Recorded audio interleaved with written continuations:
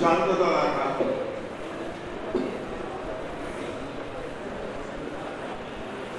हे कोणतंही झाड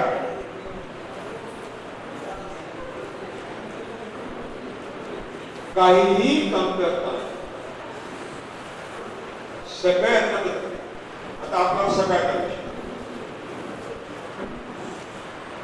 कुठून घेतलं? हवेतून घेतलं. सूर्यप्रकाशापासून, जमिनीतून पाणी घेतलं आणि खडीचं. आता मला सांगा, कृषी विद्यापीठाच्या मताप्रमाणे जर जमिनीत काहीच नाही,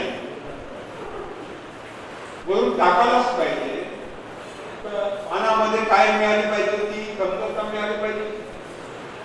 नाही मिळाली, याचा अर्थ सगळे अन्न जमिनीत घेतले. जमिनीत नसते तर मिळाले नसते, पण मिळाले म्हणजे जमिनी सगळंच काही आहे. जमीन अन्नपूर्ण आहे, वरून टाकण्याची आवश्यकता.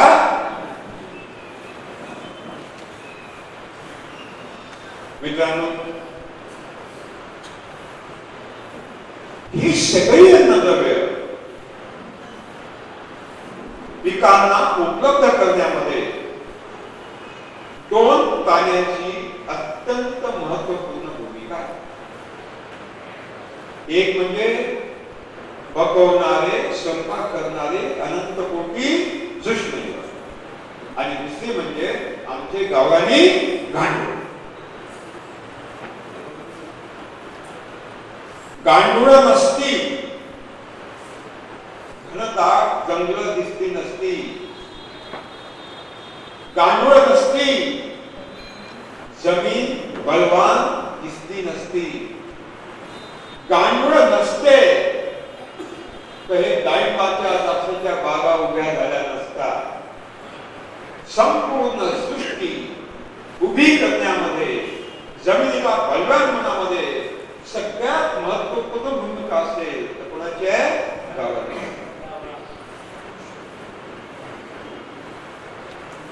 मित्रांनो, गावरानी गांडूळ त्याला काम करण्याला जो योग्य परिस्थिती असेल, योग्य सूक्ष्म पर्यावरण असेल तर 24 तास काम करतात. आणि जर ते वातावरण नसेल, त्यांना पाहिजे ते, तर काम करत नाही.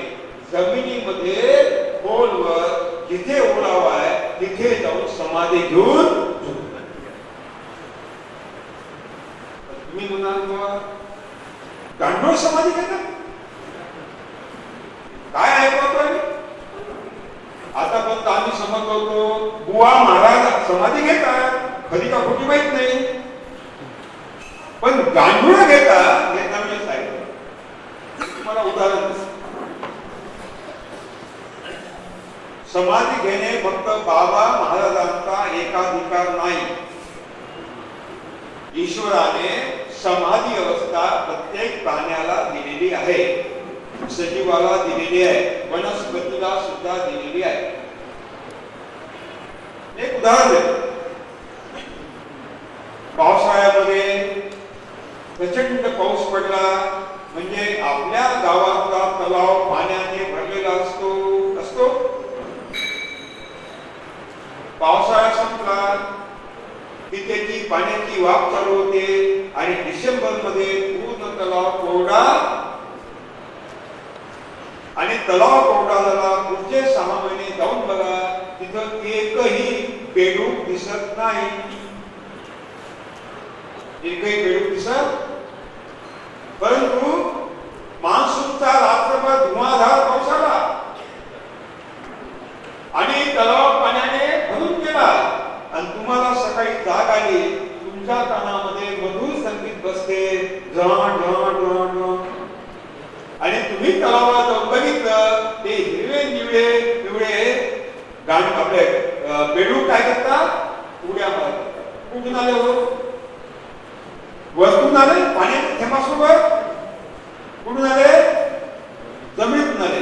6 म्हणजे काय काय होते टक्क समाधी. टक्क वनस्पती हे गवत सुकलं, बी गळून पडलं, कास्त गळून पडलं, आपली प्रतिक्रिया हे आता मेलं, हे आता वाढ. आणि जसा मान्सूनचा पाऊस पडतो त्याच्या मुळीतून नवीन कोंब येतात आणि लगेच हिरवंगार होतात. 6 महिने काय करतं गवत समाधी होतो. शिशिर ऋतूमध्ये सगळे पानं गळून पडतात. आपण म्हणतो अरे आता काय झालं, पांढरून झाला, हा मेला, वाढला. सीताफळ झाड वाढलं, शंक दिसते, बिलकुल वाढलं. आणि 2 महिन्यात दोन बघा नवीन पांढरी आहे का. 2 महिने काय होतं, ईश्वराने समाधी घेण्याची क्षमता प्रत्येक सजीवाला दिलेली आहे, वनस्पतीला सुद्धा दिलेली आहे. समाधी म्हणजे काय, प्राण शक्तीचा अवगुंठन म्हणजे समाधी. समाधी म्हणजे काय. आणि म्हणून मित्रांनो, जेव्हा गांडोळांना अव्याहत काम करण्यासाठी जी विशिष्ट परिस्थिती पाहिजे ती नसेल तर गांडोळ काम करत नाही. चक्क जमिनीमध्ये जिथे ओलावा आहे तिथे समाधी घेऊन, याचा अर्थ त्यांना जर आपल्याला 24 तास काम करायला लावायचं आहे तर त्यांना पाहिजे ते विशिष्ट परिस्थिती निर्माण केली. या परिस्थितीला मी नाव ठेवलेलं आहे सूक्ष्म पर्यावरण. सूक्ष्म पर्यावरण म्हणजे काय,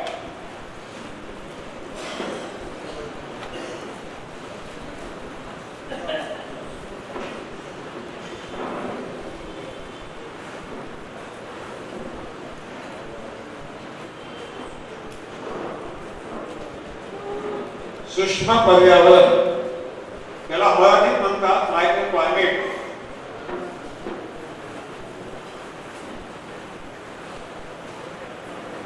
सूक्ष्म पर्यावरण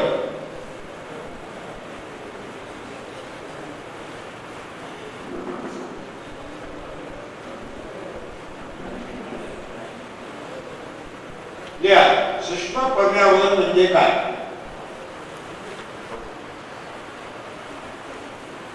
गांडुळांना हवं असलेलं सूक्ष्म पर्यावरण म्हणजे काय.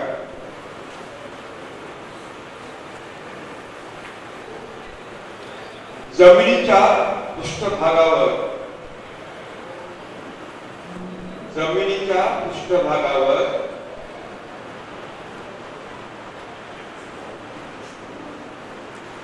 दोन झाडांच्या दरम्यान मध्ये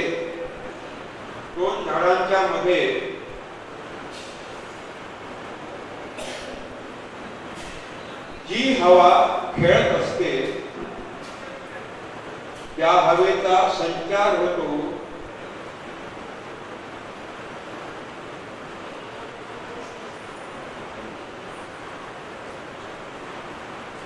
त्या हवेचं तापमान temperature of that nearest air, त्या हवेचं तापमान 25 ते 32 अंश शतांश असायला हवं. 25 ते 32 अंश शतांश असायला हवं.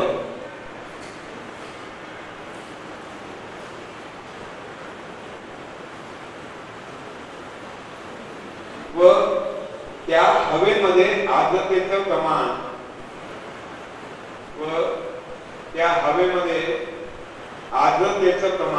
रिलेटिव्ह ह्युमिडिटी, आर्द्रतेचं प्रमाण 65 ते 72% असायला हवं. 65 ते 72% असायला हवं. किती उष्णतामान किती पाहिजे, 25 ते 32 आहे ना, आणि आर्द्रता 72. आणि जमिनीच्या आतमध्ये घ्या, आणि जमिनीच्या आतमध्ये अंधार व वापसा असायला हवा. जमिनीच्या आतमध्ये अंधार अंधार अंधार माहित नाही त्यांना, अंधार माहित नाही, सगळ्या उजेडच माहित आहे.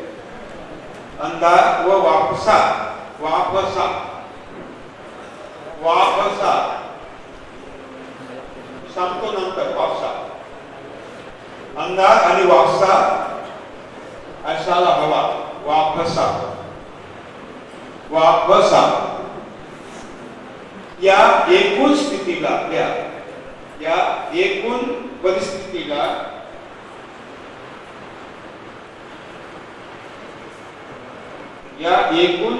परिस्थितीला सूक्ष्म पर्यावरण म्हणतात.